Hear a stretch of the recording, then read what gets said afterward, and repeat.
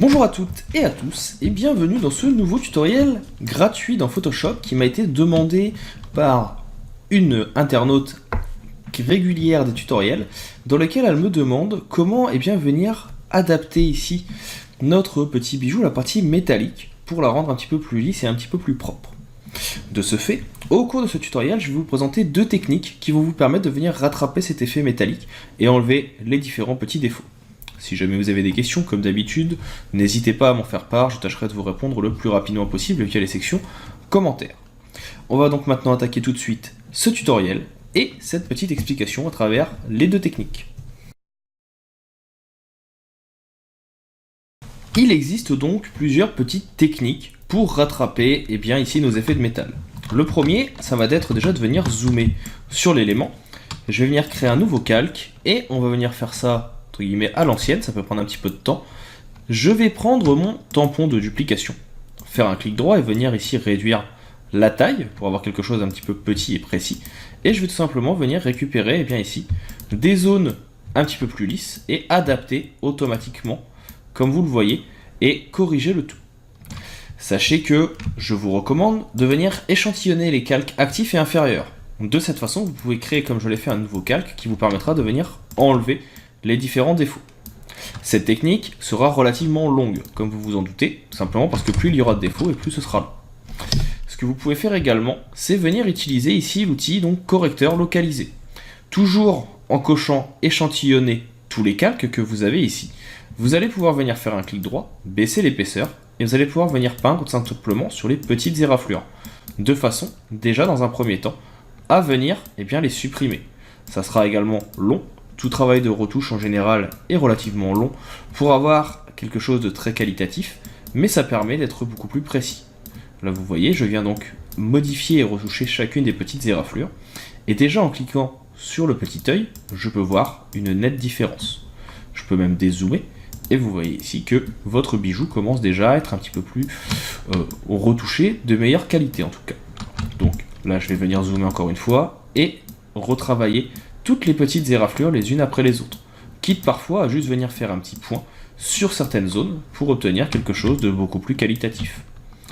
Si jamais le rendu ne vous plaît pas ou n'est pas suffisant, ce qui peut être possible, il existe une autre technique qui permet également de venir retoucher le tout. Encore une fois, c'est quelque chose qui peut être relativement long, c'est de venir créer un nouveau calque, ici, de venir prendre notre outil ellipse, comme on a quelque chose qui est circulaire.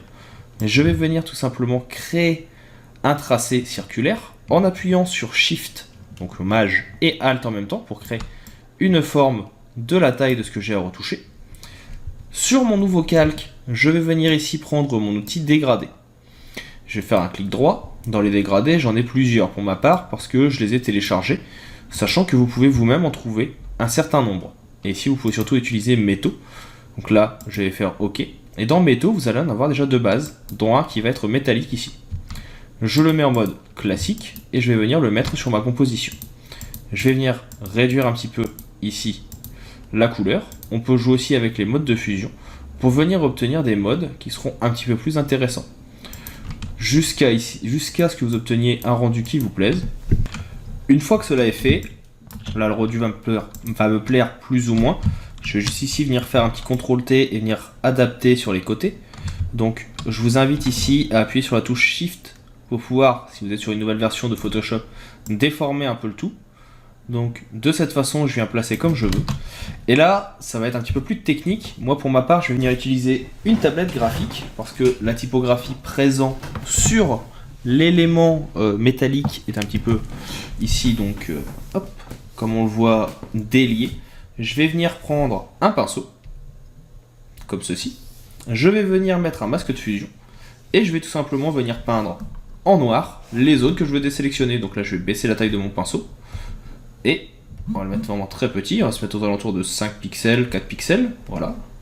Et ici, je vais juste venir déjà effacer les lettres pour obtenir que ceci ressorte. Alors vous allez voir que la colorisation n'est pas la même, mais ce n'est pas grave, on va pouvoir venir arranger ça dans quelques instants. Donc là, je le fais grossièrement. Moi, je vous invite vraiment à être plus précis. Après, on va pas se mentir, quand vous allez venir dézoomer, vous allez pouvoir venir adapter comme il faut. Et si jamais vous en avez fait un petit peu trop, là par exemple si vous avez dépassé, eh bien le fait de repasser en blanc, ici, va vous permettre de venir repeindre pour obtenir que les lettres ressortent comme vous le souhaitez.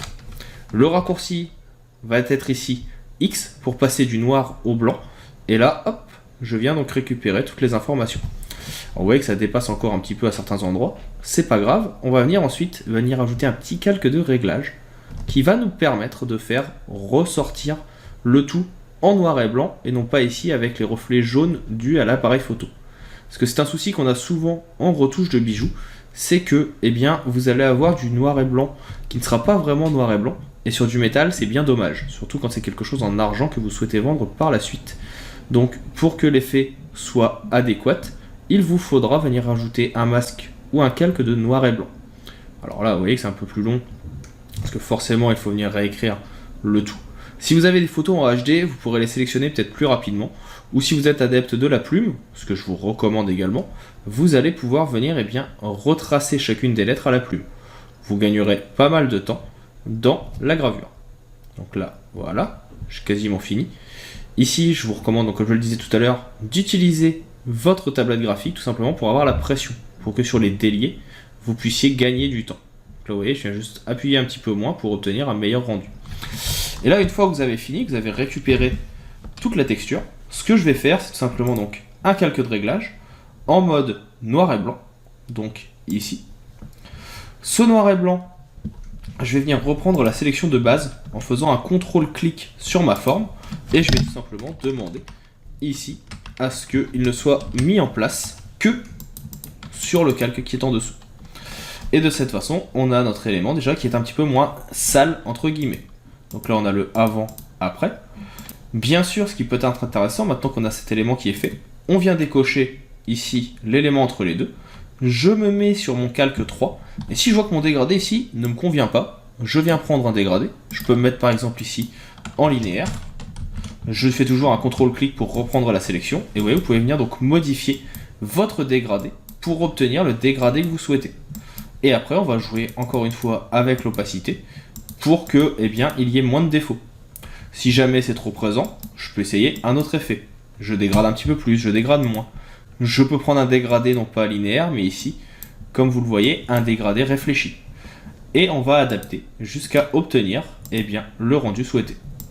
Et l'avantage également ici d'avoir un calque en noir et blanc, c'est que vous pouvez venir jouer avec les propriétés.